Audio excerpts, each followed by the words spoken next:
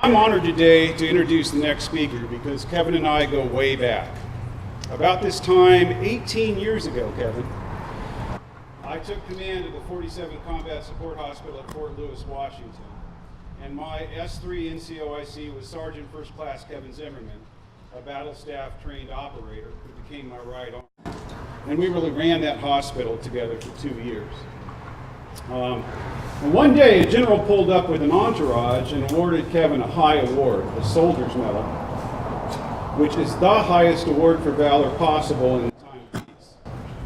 And it turned out this was his second award as Soldier's Medal.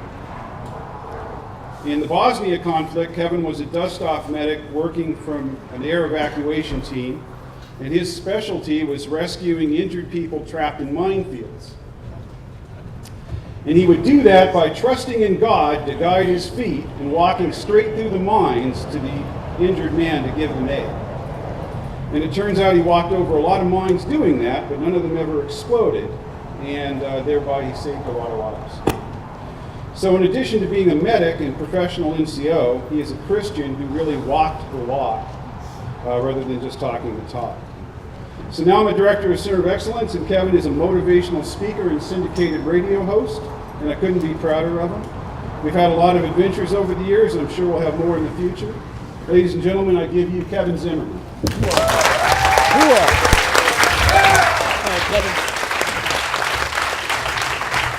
Thank you. No, you're fine. You're fine. Wow.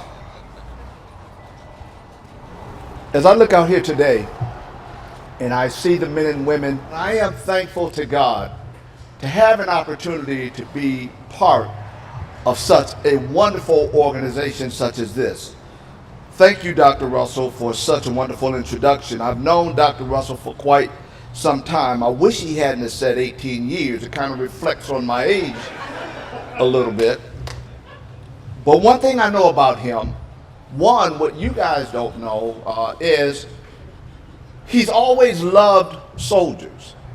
And if he had not had the heartfelt drive to write the required representation needed, documentation needed, I would not have even been given the Soldier's Medal. As a soldier, I wasn't looking for anything, and I want you guys to know, and I shared with one young lady earlier today, I could care less, not belittling the value of it, but I could care less about a Soldier's Medal. As a matter of fact, I gave one to my mom, and I threw the other one in the drawer. Because what we do as service members, I don't care, male or female, Army, Air Force, Coast Guard, or Marine, we don't do for accolades. We serve the greatest country on earth, and I haven't seen anybody with the highest regard for human life than the American service member. To Congressman Flores, Senator Birdwell, and Representative Anderson, thank you guys so much. It is a sincere honor to be sharing the stage with you all. I was proud when I was looking at who all was going to be speakers, and I looked to the heavens and I said, thank God that they look as good as I do and they don't look better.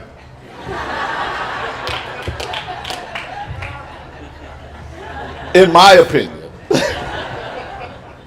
To Delisa Duncan Russell and the Heart of Texas Veterans One Stop, I'm sure there are many reasons you can hold your head high, but as I visited the facility this morning, I have to tell you that this one gives you ample reason to hold your head high for a very long time. Now to our guests, family, and friends, thank you all for coming.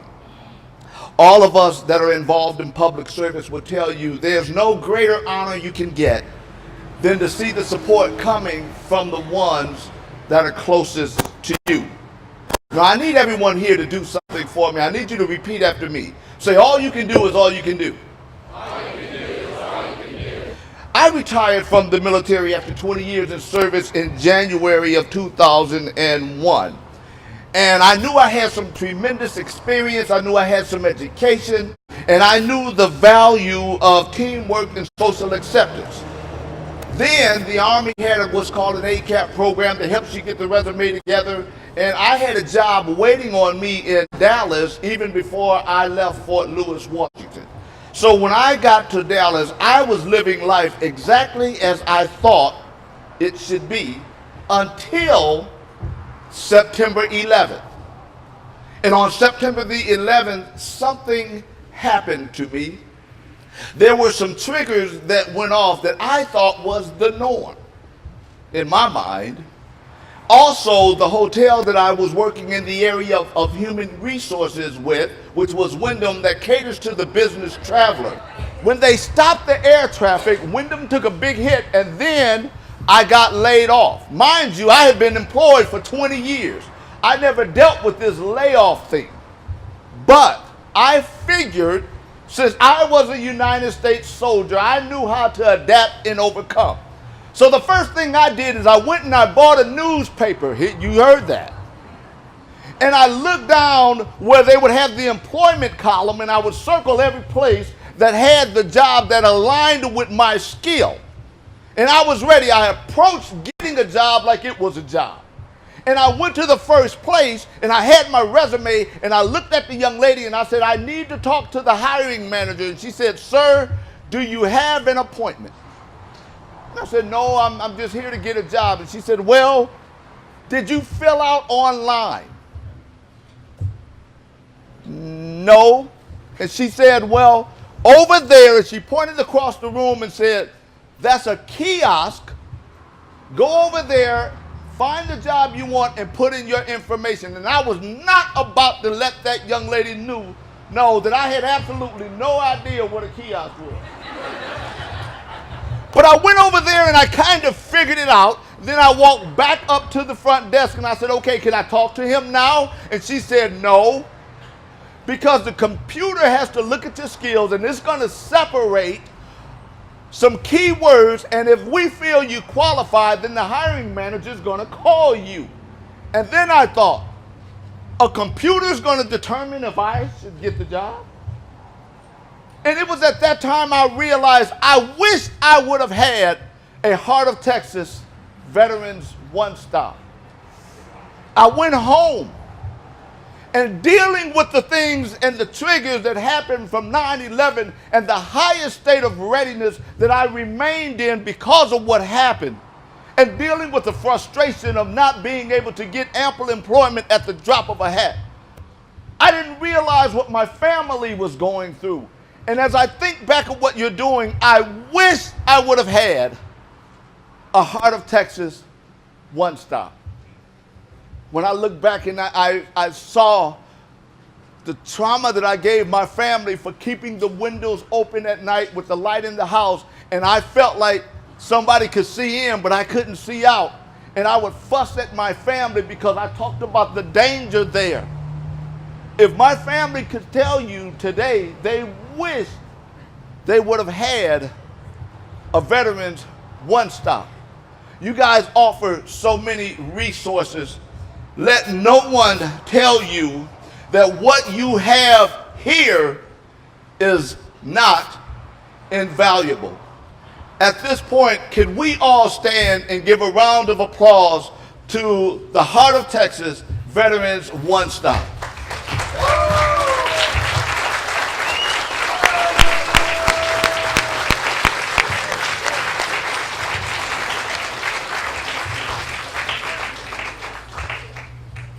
Now,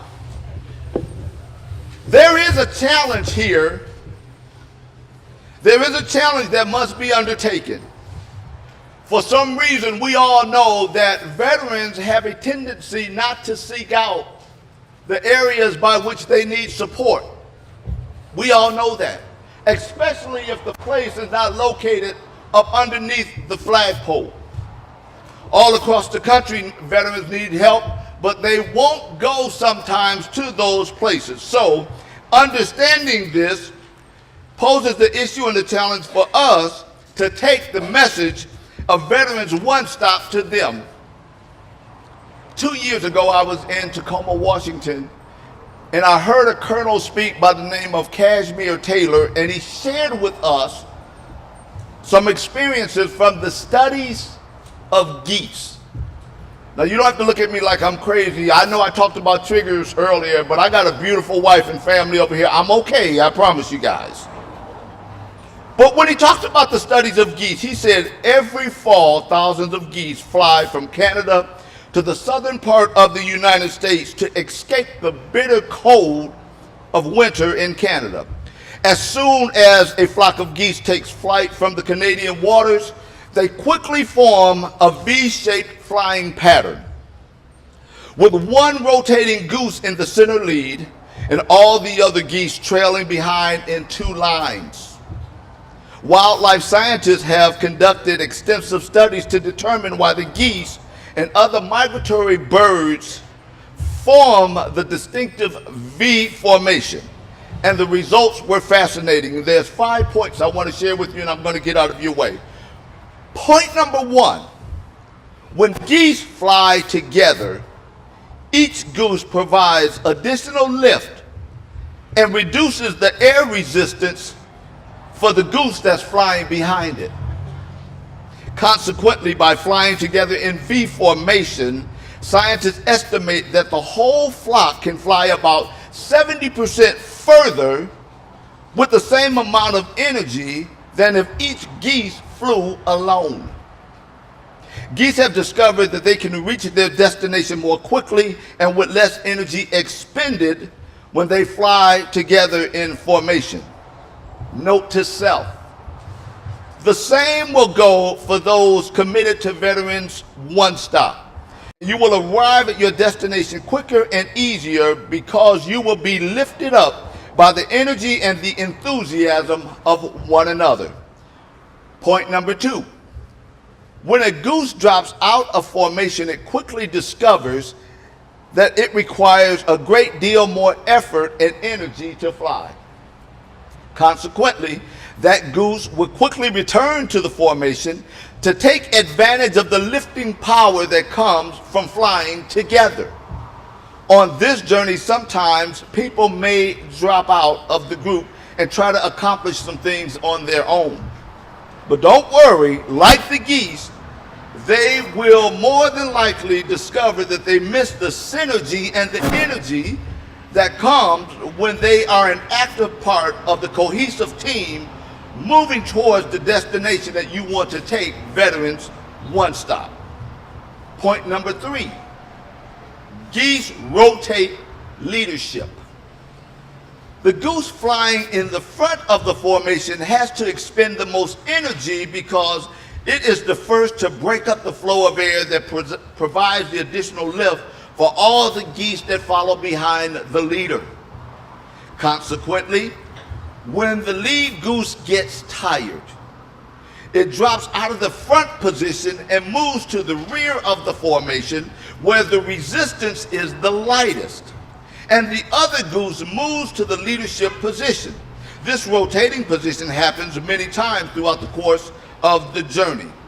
Note to self: when this team is functioning well, various members of the team will take leadership roles, for while they are members of the team, they have particular expertise and experience. And every one of the team will have the opportunity to both lead and serve. Point number four, geese honk at each other. I know all of us have been somewhere where it was a serene situation and you looked up and you said, honk, honk, honk. Well, they frequently make loud honking noises flying together, and scientists speculate that this honking is their way of communicating with one another. Note to self: it is extremely important for each member of the team to communicate regularly with the other members. This team has so many moving parts, and you must understand that teams frequently fall apart from lack of adequate communication. And my last point, geese help each other. I thought it was fascinating that scientists discovered that when one goose becomes ill, is shot or injured, and drops out of the formation, two geese will fall out of formation and remain with that goose to protect it from predators until it is able to fly again or it dies. Likewise, note to self. When we work best, it is not when we just work together, but rather we work best when we actually care about the well-being of one another. Once again, Veterans One Stop has something unique to offer. I've traveled the country many times advocating for our veterans and have never seen anything like this. We all have a responsibility here to get this message out. So you ask, what can I do? I'm going to ask you one more time to repeat after me. All you can do is all you can do. All you can do is all you can do. Let me tell you, ladies and gentlemen, what they have here, all you can do is all that you can do. But if you do all that you can do, and the question is if, I guarantee you that all you can do will be enough. God bless each and every one of you. Let's take this thing to the next level and help as many veterans as we can.